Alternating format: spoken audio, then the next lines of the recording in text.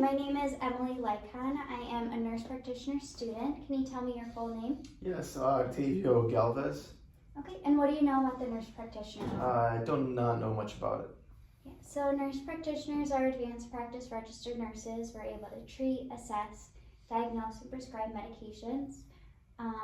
So that being said, today we're going to be completing a respiratory, cardiovascular, peripheral vascular, and abdominal examination.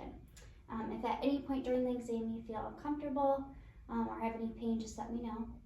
I'm just going to wash my hands really quick and then we can begin. Okay, thank you. Okay, so I'm going to start the exam by just noting your general appearance. You appear alert, posture is upright, you don't appear to be in any acute distress.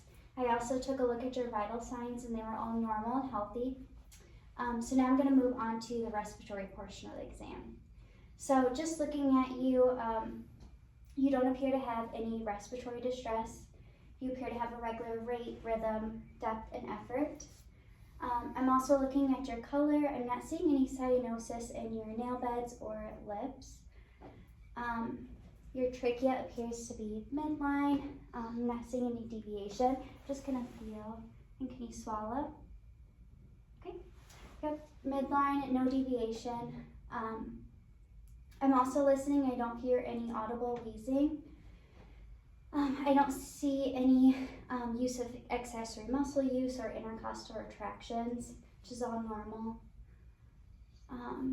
Now I'm going to inspect your chest wall and thorax. I'm going to be comparing the AP to lateral diameter.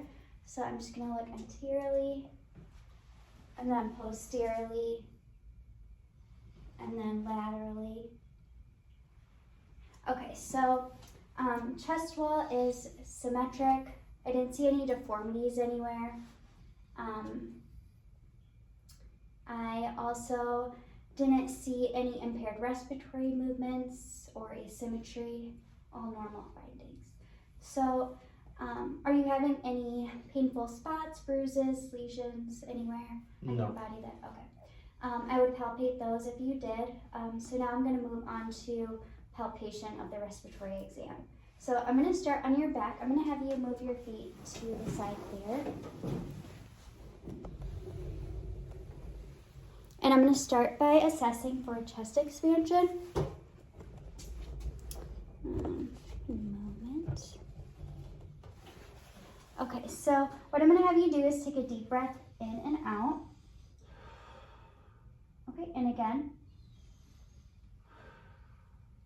Okay. Chest expansion was symmetric bilaterally. At this point, we could do an additional exam if I suspected any consolidation, called tactile firmitus. This is where I would have you repeat the numbers 99, and then I would feel for vibrations. So now I'm going to move on to auscultation. I'm going to be percussion, I'm sorry. I'm going to start by percussing in 8 spots. I'm going to be using a ladder pattern, and then for the proper technique, this consists of using the middle finger and hyperflexing it on to where I want to percuss. And then with my opposite middle finger, I'll be striking the DIP joint. So I'm going to do that now.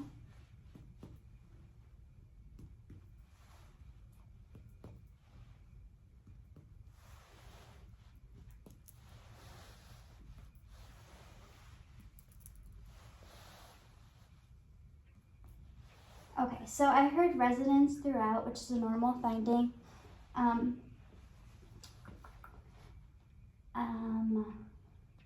And now at this point, we could assess for diaphragmatic excursion, but we will be skipping that today. That's where I would have you breathe in. I would measure with percussion and stop at the dullness, and then work my way down and then back up. Now I'm going to move on to auscultation. So for auscultation, I'm going to be using the diaphragm on my stethoscope. I'm going to be listening in those same 8 spots using the diaphragm in a ladder pattern. What I want you to do is just take deep breaths through open mouth every time I move my stethoscope. Okay?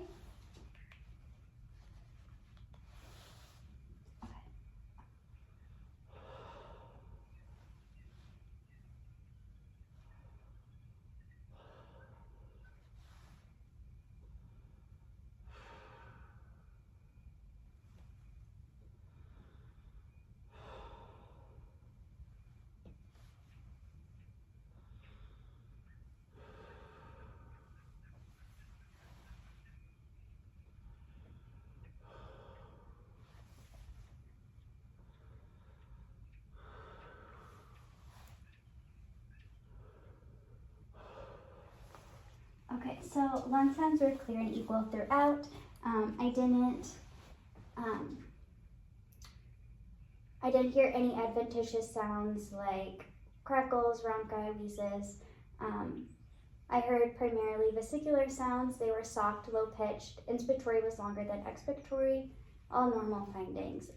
So at this point, we could do an additional test called the post-tussive, is where I would have you cough and then I'd re-auscultate those spots. And then another test we could do is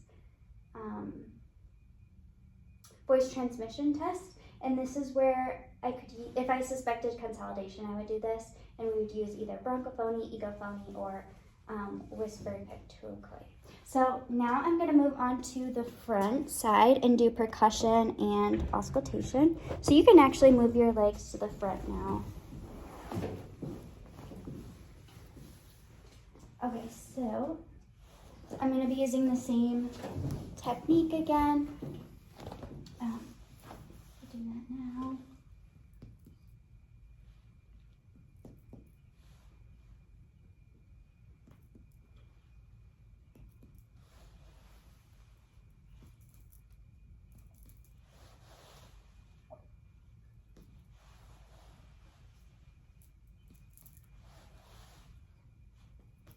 Okay, so I heard resonance throughout, which is normal. Same findings as from behind. Now I am going to auscultate.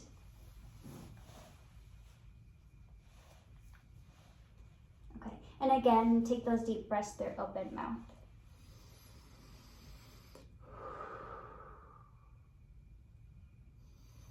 Open mouth.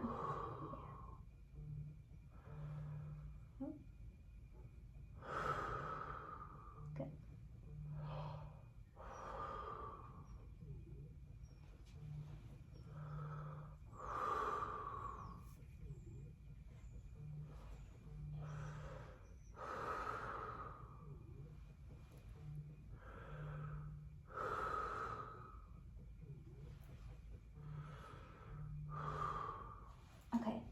So lung sounds are clear and equal throughout. I heard vesicular sounds. They were low pitched, soft.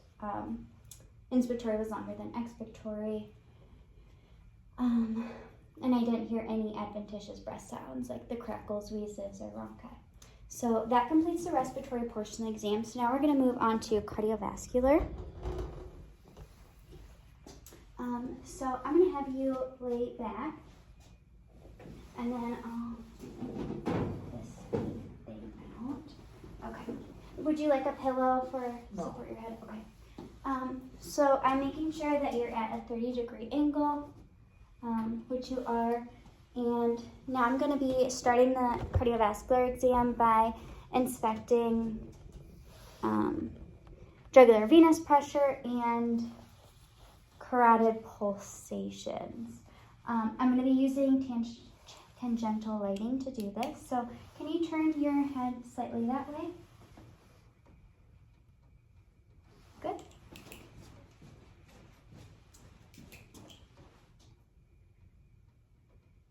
Okay, so I didn't see any jugular venous distension or carotid pulsations that were abnormal, so normal finding. If I did see any jugular venous distension, this is when I would measure it with a straight edge and ruler, but we won't do that today.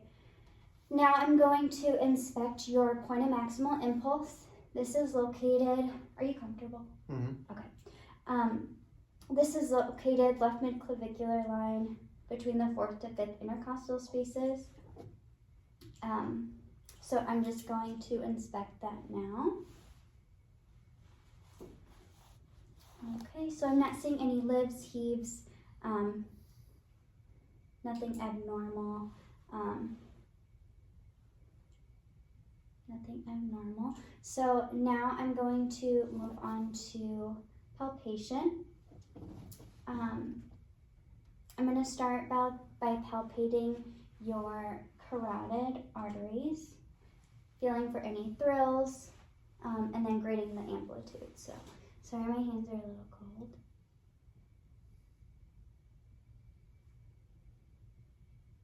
Okay, Good. So they were about a +2, and I didn't feel any thrills within that. Now I'm going to move down to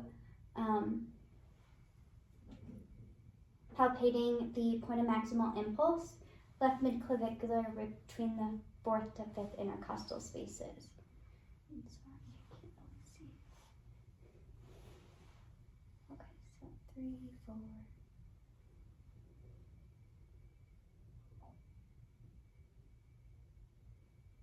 Okay, so I'm not feeling any libs or heaves. It's brisk, short in duration, which is a normal finding. Now I'm going to move along the left sternal border between the 3rd to 5th inner spaces, and I'm going to feel here.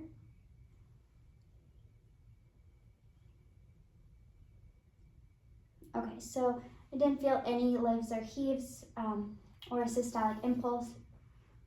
I didn't feel any libs or heaves indicating systolic impulse of the right ventricle, which is a normal finding. So now I'm going to move up to the 2nd inner space and feeling the pulmonic area.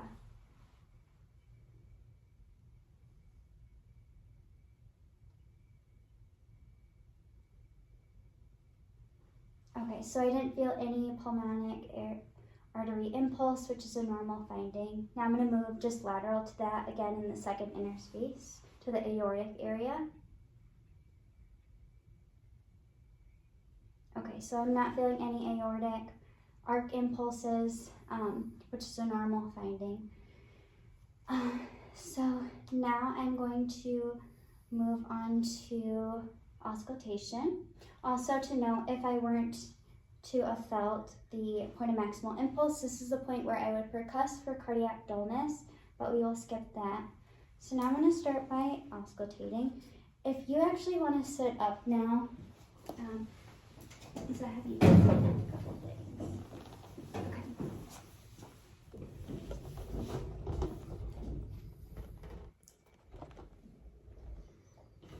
Okay, so I'm going to be listening to all 5 cardiac areas. I'm going to start with listening with the diaphragm on my stethoscope.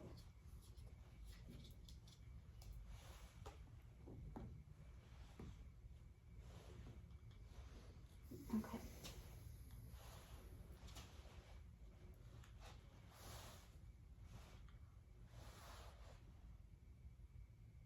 Okay, so aortic, pulmonic, Erb's point,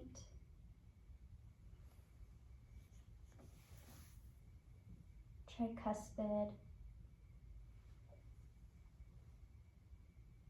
and mitral. Okay, now I'm going to listen with the bell of my stethoscope. So, aortic, pulmonic, Erb's point,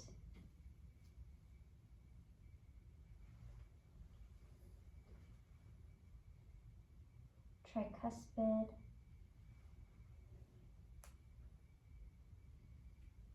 mitral. Okay. Now I am going to listen with you in the left lateral position. So I'm actually going to have you lay back. And then we'll put it on here. And I'm going to lower these pads back so you can lay flat.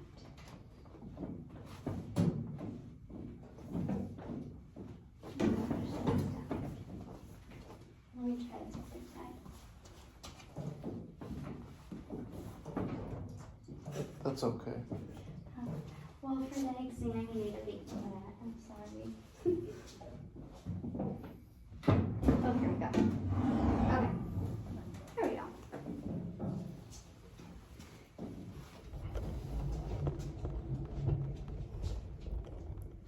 So I'm going to have you lay on your left side. And I'm going to be listening at the apex of the heart. Listening for any extra sounds like S3 or S4 or any murmur of mitral stenosis. And again, be using the bell of my stethoscope. How do you move that one there for me?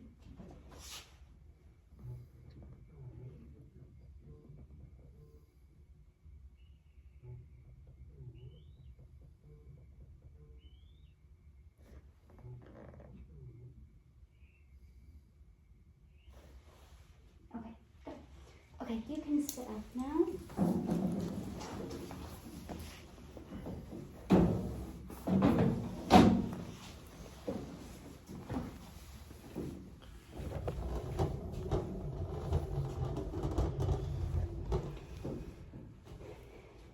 Now I'm going to listen just one more time. I'm going to have you lean forward, and if you can, yep, just like that.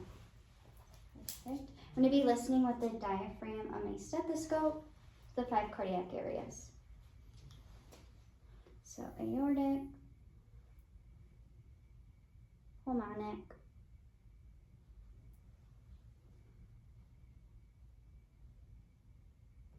Erb's point,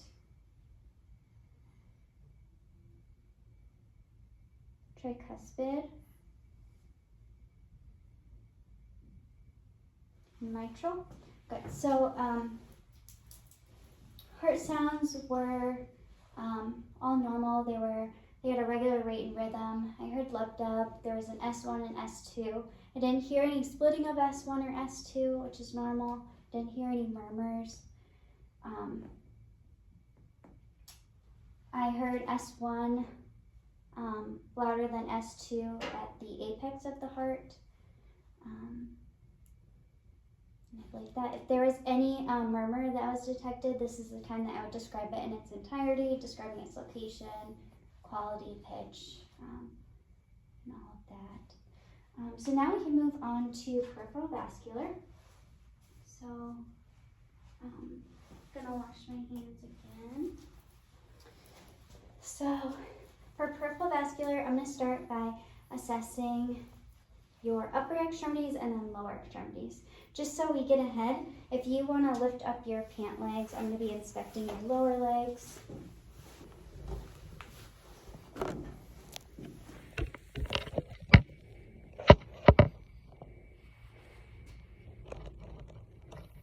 Okay. So, you already have your socks and shoes off. Okay, I'm going to start by assessing your upper extremities from your shoulders to your fingertips with tangential lighting.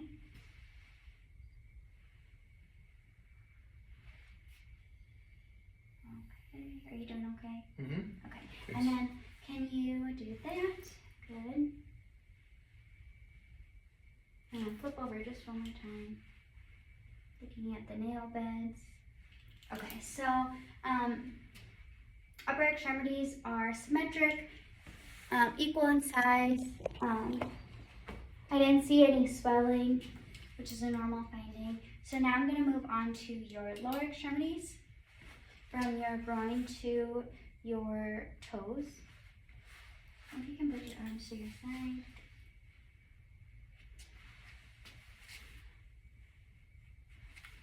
Looking behind.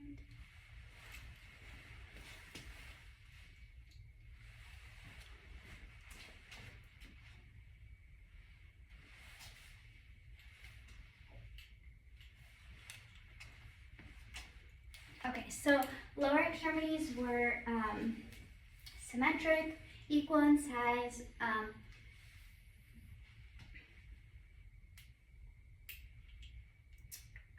They were symmetric, equal in size. I didn't see any swelling.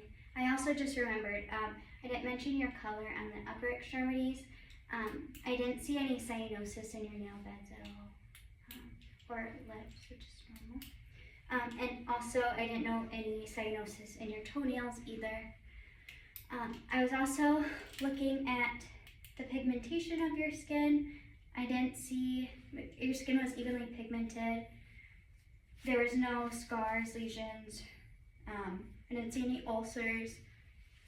I was also looking at the distribution of hair on your lower extremities, including your legs, feet, and toes. Everything was evenly distributed. There was no patchiness. I didn't see any leg varicosities. All normal findings. So now I'm going to assess your upper extremities.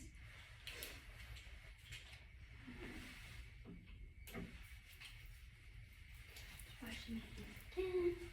Okay. Okay, so I'm going to start by assessing your radial and brachial pulses. So I'll start with your radials.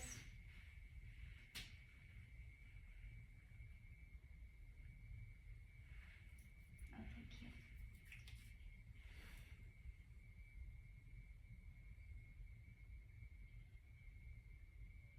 Okay, +2 and strong bilaterally. Now I'm going to feel your brachial pulses.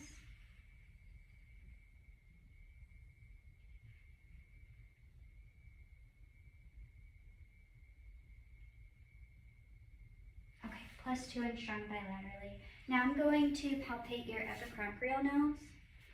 Any tenderness here? No.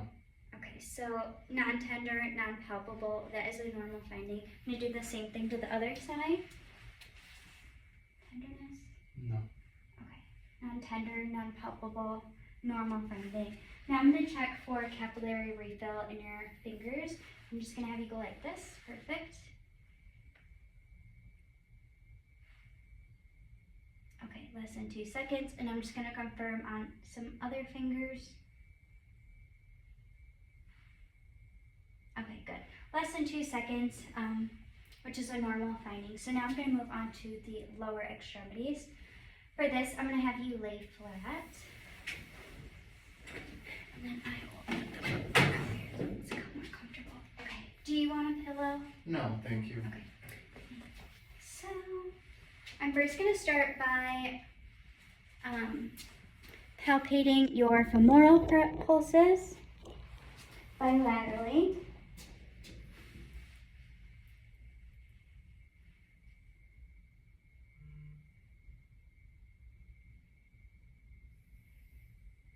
Okay, so +2 and strong bilaterally. Now the popliteal pulses.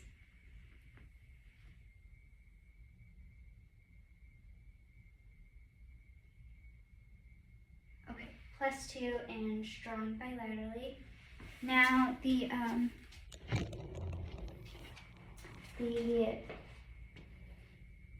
posterior tibial pulses.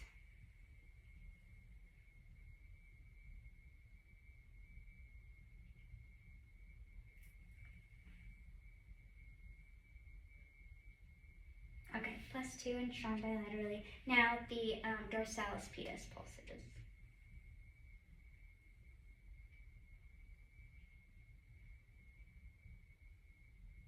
+2 and strong bilaterally. All normal findings. So now I'm going to palpate I'm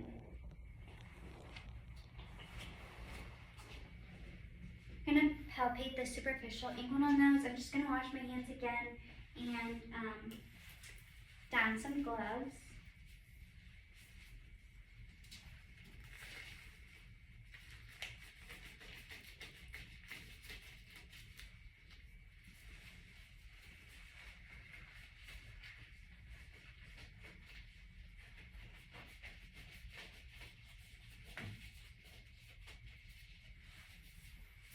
Okay. So I'm going to palpate the superficial inguinal nose. You let me know if there's any pain or tenderness. Anything? No. Okay. So they're smooth, mobile, non-tender, which is a normal finding. So now I'm going to assess the temperature of your skin with the back of my fingers. I'm going to go on the top of your legs, all the way to your feet, the back of your legs, your feet. Okay, so skin temperature was warm throughout. There was no cool spots. So now I'm going to palpate.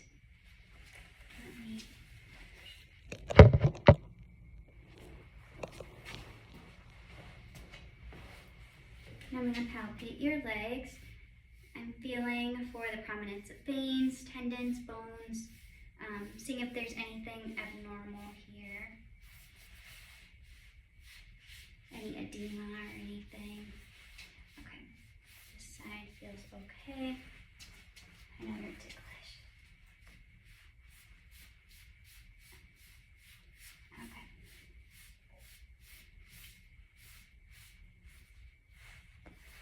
Okay, so I don't feel any edema. I also didn't feel anything abnormal stuck out with anything abnormal with the bones, tendons, or any abnormal prominence of veins. So now I'm going to check capillary refill. But before that, so if I were to have felt any edema, this is the point where I would assess for pitting edema, where I would compress the skin for 5 seconds and then release, and then grade the edema based on that assessment. So now I'm going to check capillary refill bilaterally.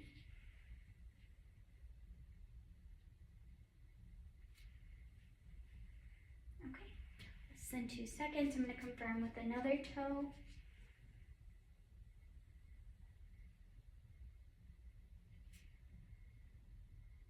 Good, less than 2 seconds bilaterally, which is a normal finding. So now you can sit up if you'd like.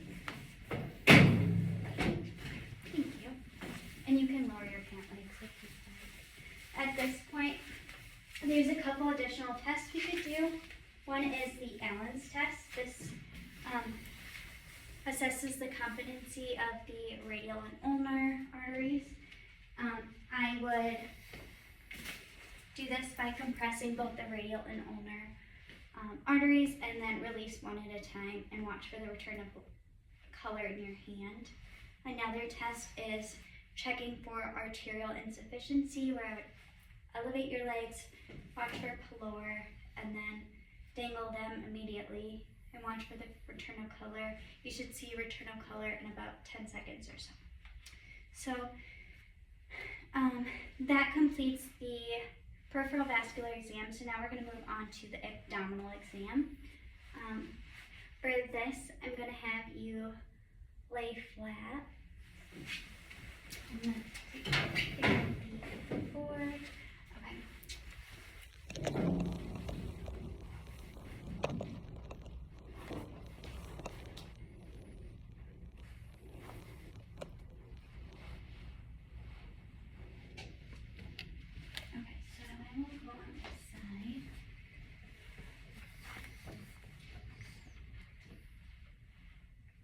Okay, so for the abdominal exam, I'm going to start with inspection. I'm also confirming that your position is correct, so you're laying flat. Your head would be elevated on a pillow, but this is more comfortable for you, correct? Correct. Okay. And then with your knees bent and relaxed. So now I'm going to start inspecting. So I'm looking at the abdomen. It appears to be symmetric. You have flat contour. There's nothing abnormal. I'm also looking at the skin on your abdomen. I don't see any scars, lesions, rashes, striae, any dilated veins, which is normal. I'm also looking at your umbilicus. I don't see any inflammation, bulging or hernias.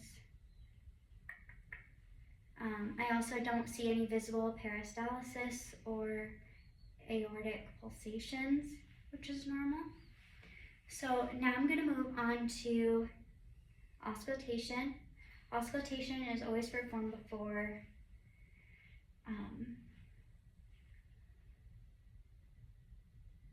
palpation to avoid stimulating bowel activity and changing my assessment. So I'm going to start by listening to bowel sounds. I'm going to listen with the diaphragm on my stethoscope. I'm going to start in the right lower quadrant, and then you can just stay relaxed like that.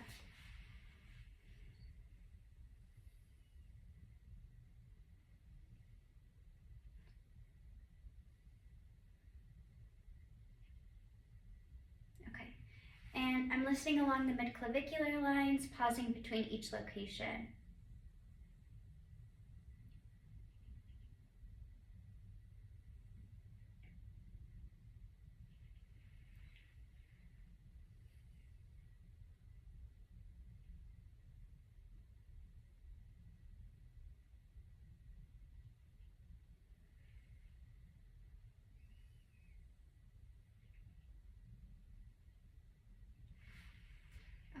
Bowel sounds are present in all 4 quadrants, indicating normal bowel activity. Now I'm going to listen to the major arteries in the abdominal cavity. This includes the aorta, renal arteries, iliac arteries, and femoral arteries. I'm going to be listening with the valve of the stethoscope, listening for any bruits.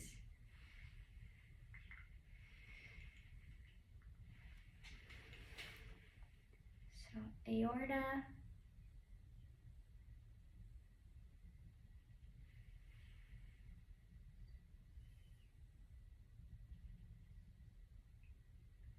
and then renal,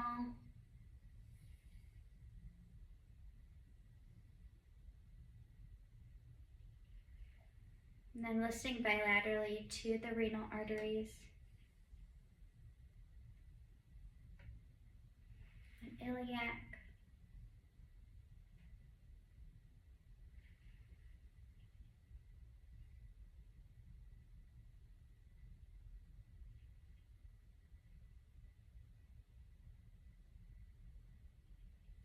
and femoral.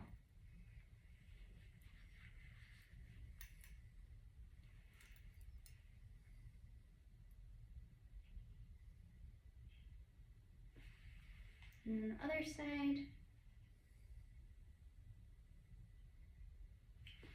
Good. So I did not hear any bruits, which is normal. At this point, we could listen to the liver and spleen to assess to see if there's any friction rubs or venous hums, but we will skip that today. Now I'm going to move on to percussion. So I'm going to first start by percussing in all 9 regions of the abdomen, starting in the right lower quadrant, and then using that proper technique again with the middle finger and striking the Dyad joint.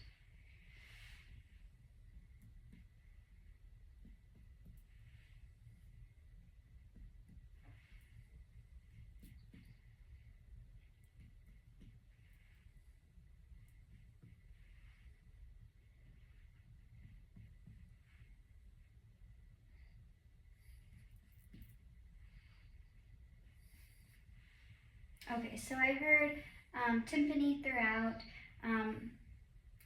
predominantly, and then there was some dullness over those major organs, like the liver. I heard some dullness.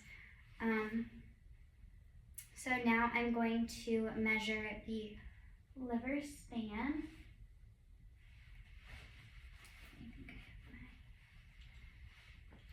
So your liver is located on the right side. I'm going to do this by percussion.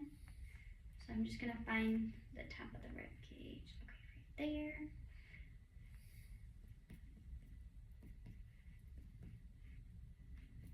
Okay, so right about there. Now I'll just fold this. Set as my marker. Now start here.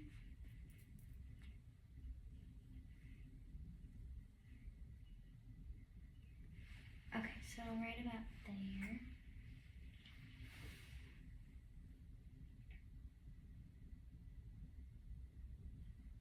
Okay, and that's about 3 inches, which is a normal finding.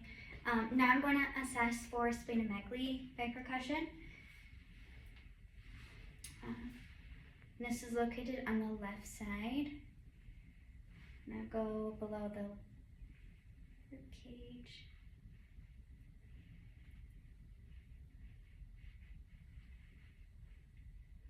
Okay, and so I'm just going to start percussing, and then I'll tell you when, and you're going to take a deep breath in and out based on your discretion.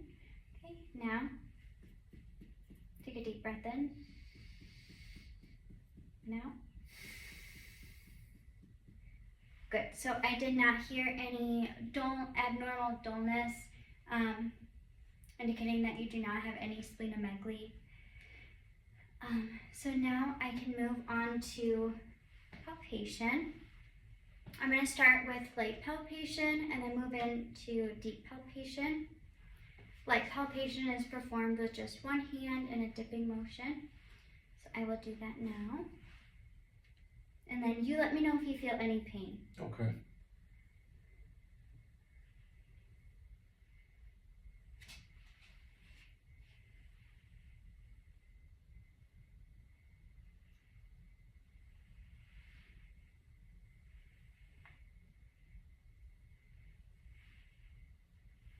pain anywhere? No.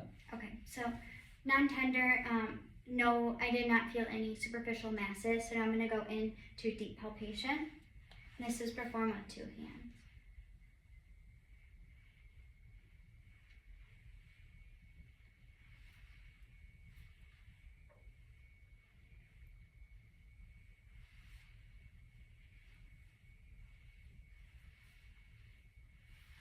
Okay, so non-tender, there was no masses felt, all normal findings. So now I am going to palpate the liver, spleen, and kidneys. I'm going to start with the liver. I'm going to support my hand under his side and then feel for the liver edge.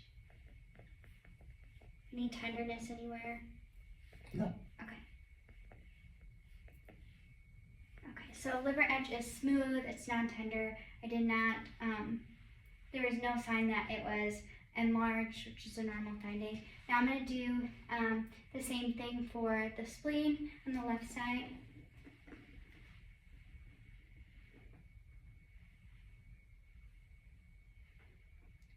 Any tenderness? No. Okay, so spleen again is non-tender, it's not enlarged, which is normal. I was not able to palpate it, which is also a normal finding. Now I'm going to palpate the kidneys.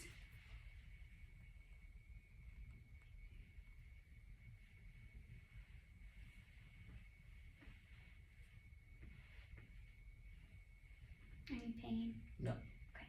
Non-tender, non-enlarged, all normal findings. Now since I'm here, I'm going to measure the aortic width. If I can find it.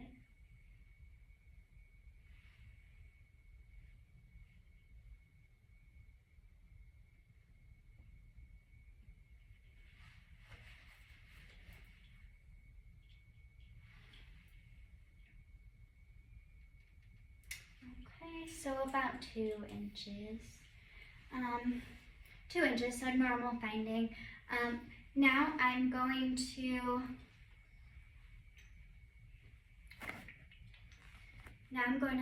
assess for rebound tenderness at Murphy's point. So you just let me know if you have any pain with this. No. One more time. Okay, so no rebound tenderness, indicating that there is no peritonitis. So now I'm going to assess Murphy's sign. Murphy's sign is in the right upper quadrant. So with this, I will be palpating. And then what I'm going to have you do is take a deep breath in. Okay, now. Good. So you didn't stop breathing. You didn't show any signs of pain, indicating a negative Murphy's sign, which was testing to see if you may have cholecystitis. So that is a good thing. Another test we could do is to assess for appendicitis, and this would be either with coughing, Rodenstein, psoas, or obtuture. But we will skip that today. I have one more test I want to do. I want to assess for costovertebral angle tenderness. So for this, I'm going to have you sit up.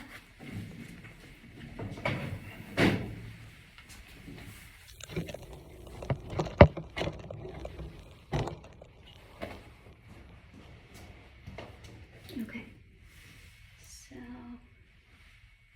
I'm just going to find the angle. Okay, and all I want you to do is tell me if you have any pain. No. Okay.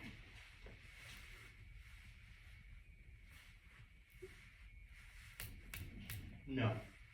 Okay, so no CVA tenderness, which is a normal finding. So,